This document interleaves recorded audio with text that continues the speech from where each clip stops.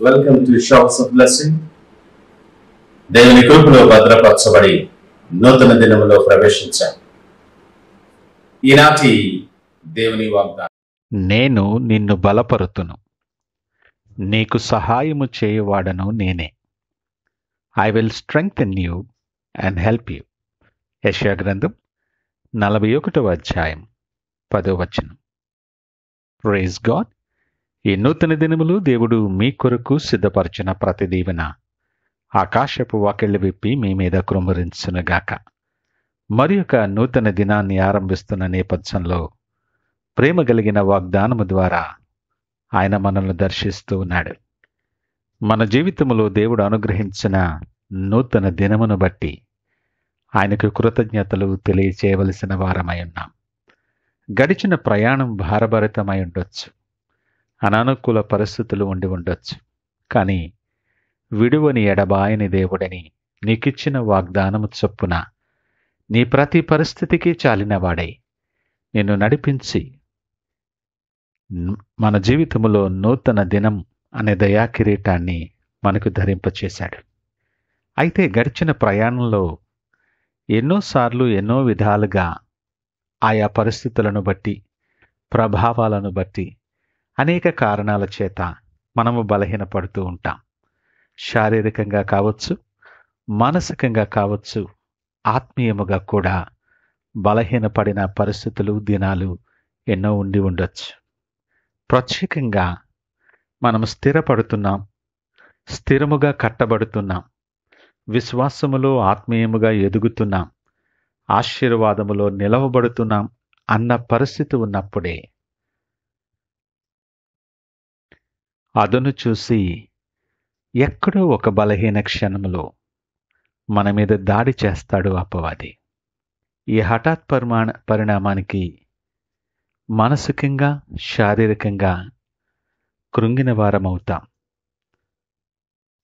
ఒక్కసారిగా ఏమీ తోచని పరిస్థితి, ఏం చెయ్యాలో తెలీదు, ఎవరు సహాయము చేయగలరో కూడా ఆలోచించలేని నేపథ్యంలో నిశ్శబ్దముగా ఉండిపోతాం, వేదనలో మిగిలిపోతాం. అది గ్రహించుకొని పరిణామాలన్నీ క్రోడీకరించుకుని అర్థం చేసుకునేసరికి దాన్ని మనం తీసుకోలేనటువంటి నేపథ్యం, ఒక్కసారిగా కుప్పగొలిపే బలహీనపడిపోతున్న నేపథ్యం ఉంటుంది.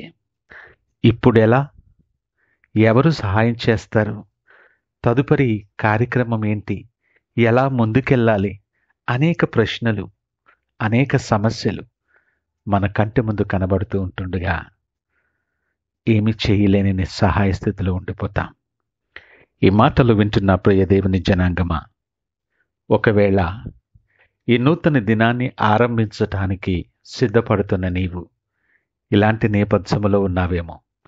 అనేక ప్రశ్నలతో, అనేకమైన బలహీనతలతో, ఏం చేయాలో తోచని పరిస్థితులలో ఎక్కడ నుండి ఎలాగ ఆరంభించాలో తెలియక సతమతమవుతూ కృంగిపోతూ నిరుత్సాహంలో ఉన్నావేమో.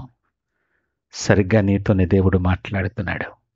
నీ పరిస్థితి ఎరిగిన దేవుడు, ప్రతి పరిస్థితికి చాలిన దేవుడు, ప్రతి అసాధ్యమైన కార్యాన్ని సాధ్యము చేయగలిగిన దేవుడు, నీ ఎదుట నీ మార్గములో మూయబడిన ప్రతి ద్వారాన్ని తెరవగలిగిన సమర్థుడైన దేవుడు నీతో మాట్లాడుతున్నాడు.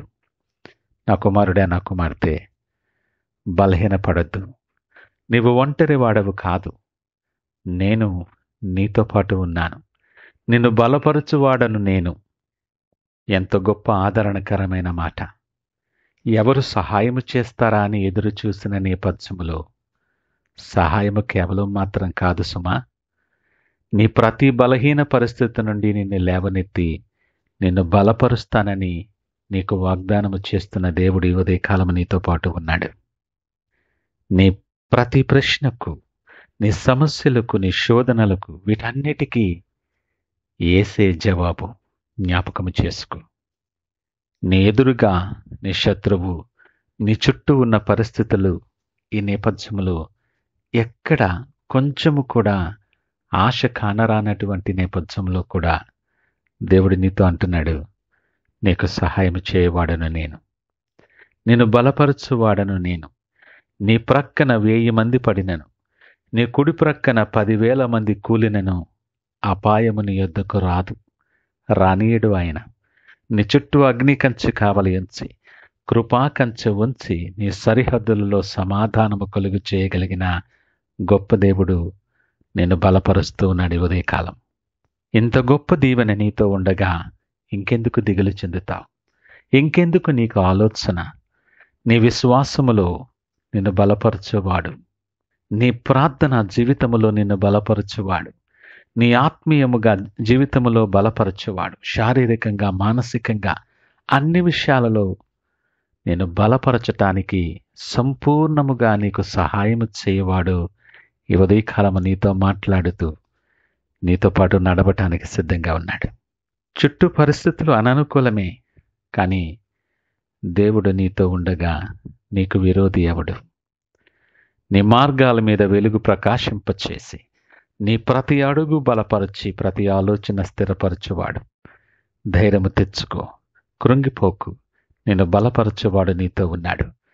ఆయన నీతో రాగా ఈ నూతన దినాన్ని సంపూర్ణ సమర్పణతో, ఆశ కలిగి, విశ్వాసముతో ఆయన వైపు చూస్తూ ఈ దినాన్ని ప్రార్థనతో ఆరంభిద్దామా? ప్రార్థించుకుందాం.